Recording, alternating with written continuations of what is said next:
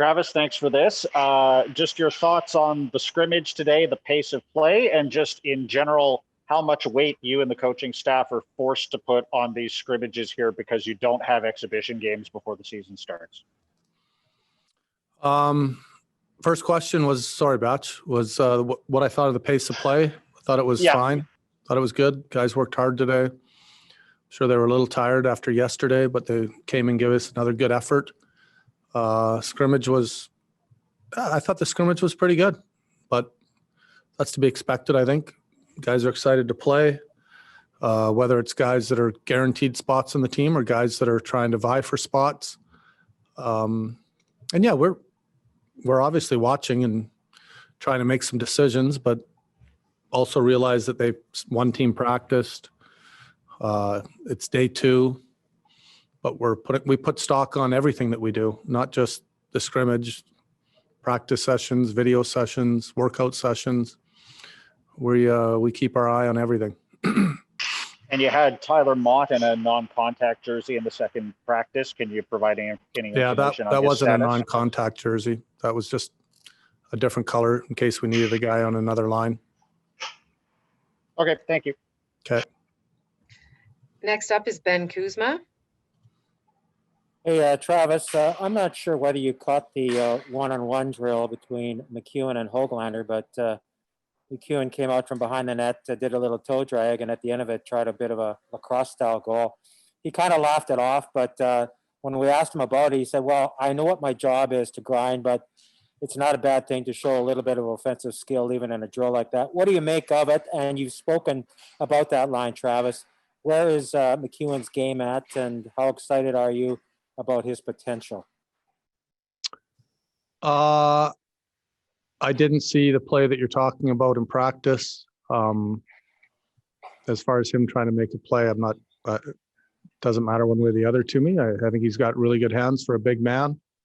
I think he's a guy that's last year was close to being a full-time NHLer. I know he's worked extremely hard over the summer, which again isn't surprising. This guy is a hard worker. He's committed to his conditioning. Everything, all the tests that we run or are possible to run, he's definitely made some big improvements, which goes a long way to becoming a better hockey player, quite honestly. And we've asked that out of all of our young players to get better. So you don't just come back the next season and because you're a year older, you become better. You still have to work to make those gains, and he does that. A big guy that can skate, shoot. He's got a pretty good mind for the game. And that line had some success at times last year, put it together, but yesterday I said you can read into the lines. I was kind of joking a little bit. I don't know what the lines are going to be yet. That's why we're having training camp. We've got Sutter playing center, Beagle playing center, Gaudette playing center. So we got 5 guys that are playing center right now that, they might all be in the opening lineup. So, but I did like that line last year at times. So that's why we went with it. Made sense. Thank you. Next up is Jeff Patterson. Yeah, just to follow on that, Travis, you've got Sutter in the middle, spent most of last year on the wing. I know he's been versatile throughout his career and can give you a little bit of everything. He's never been a huge point producer when he's played the middle, but what do you like about Brandon Sutter as a centerman as opposed to a winger? Well, I look at him as a centerman, not a winger. He's played center most of his career. He's very smart. I feel like he skates better when he's in the middle, like a lot of natural centermen. He's just a real smart player. He does a lot of good things that go into winning. Defensively, very, very strong. Thinks about the game both ways. I think with the right players, he also has offense to his game. There's been times where we've had injuries and we've added him. We've had to put him on a power play, and he fits right. He understands his role just because of how smart he is, and he's got some good hands. So, again, I like all our players. Also, what can you just tell us generally about the plan for tomorrow? I heard you at the end tell guys there'd be a nighttime scrimmage. God, I got to start whispering on the ice, huh? It's kind of empty in here. It's kind of quiet. So I'm kidding. Yeah, we're going to scrimmage tomorrow. So we'll have a game tomorrow night. yep. Thanks. Next up is Ian McIntyre. Hey, Travis, how would you characterize Ola Ulevi's start to camp? Fine. I think he looks good. It's been 2 days. There's been you're watching a lot of players. There's obviously a reason Ole's partnered with Myers. I want to see how he looks with that pairing. We've put some young defensemen with veteran guys, but I think he looks good. And you joked yesterday that we might see a little bit of the Lotto line this year. Those guys were practicing together. We saw a little bit of them in this scrimmage today. How confident are you that you're going to get Brock, who was the player he was in the first half of last year, and not the guy who struggled so much to score later on? Very confident. Brock's a good player. Just because the puck didn't go in the net didn't mean that he wasn't playing well. I had to think back to what you're talking about, to be honest. He played hard in the playoffs, played hard in the bubble. You can even see it out in the scrimmage. Never mind the goals, just some of the little details in his game, his commitment to certain areas of the rink. They're still progressing, and I saw it today. But when I watch him score a couple of goals, it doesn't surprise me. But I think he's going to have a very good year. I think he's a very good hockey player. We're really happy with him and excited, and he looks good. He's another young guy that isn't just hanging out in the off season, getting ready for the next season. He's trying to become a better hockey player, and he looked really good today. Thank you. Next up is Jay Janauer. Travis, first time we've chatted this year. So first off, best of the holiday or New Year to you and the family. I'm curious about your blue line. We know that Ola Ulevi is competing for a job, but I look at a guy like Jalen Chatfield, 4th year as a pro. You had him in the bubble. Last couple of years, he's been called up. He's really worked on his game. I see a guy like that. And then I also curious about Jack Rathbone. He hasn't played since last March. Where do you see those two guys, Travis? Well, Happy New Year to you too. I think I've probably already commented on it with Ole, with Myers, and the other two young D were Rathbone and Chatfield. Where do I see it? I see it where it is today. They're playing with, one's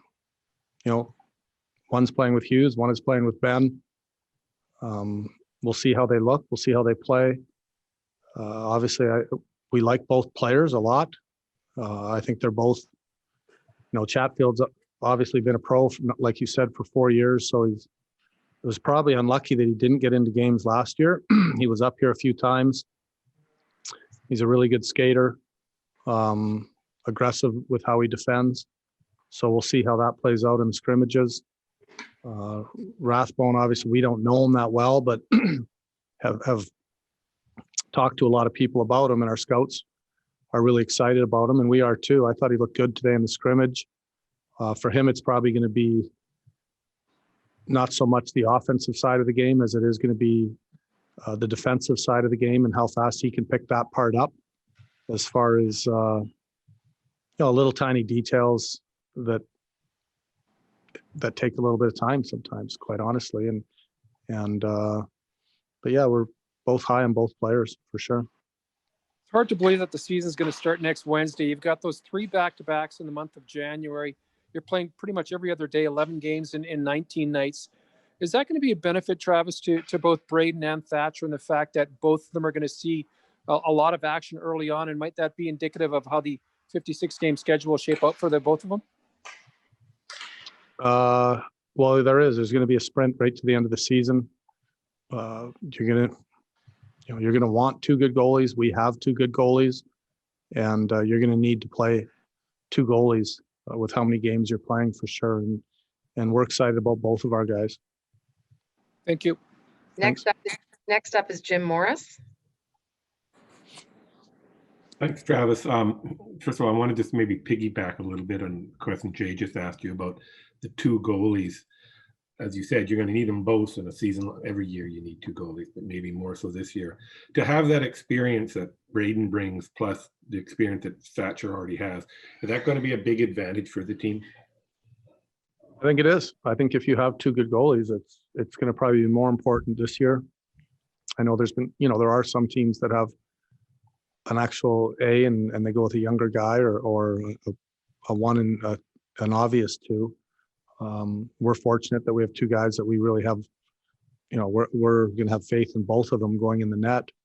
And I think regardless of how a goalie is playing this season, you're going to have to play your two goalies rotation more than you have in the past with how many games there are.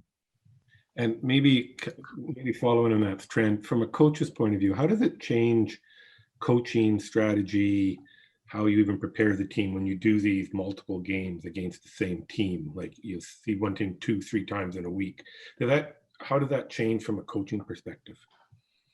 Yeah, it'll change. On your pre-scout, not the very first games of the year when you're playing a team, because you have an idea of how a team plays, but it'll be more like a mini playoff series, I guess. You don't have a lot of games during the season where you play the same team back to back.